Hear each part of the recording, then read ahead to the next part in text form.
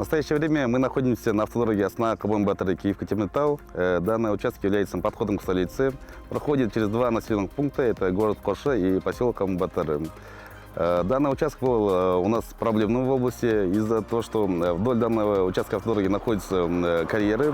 Из-за несоблюдения норм Одногодской навоза данный участок пришел в негодности. 15 апреля мы приступили к ремонту. В настоящее время мы завершили полностью устройство покрытия. По просьбе жителей мы на данном участке предусмотрели 2 светофорных объекта и 2 остановочные площадки с автопавильонами. Кроме того, заменили устройство освещения в поселке Кабан-Батыр. Работы выполнены с опережением графика более чем на 2 месяца. В настоящее время ведутся работы по обустройству и готовим объект к сдаче в эксплуатацию.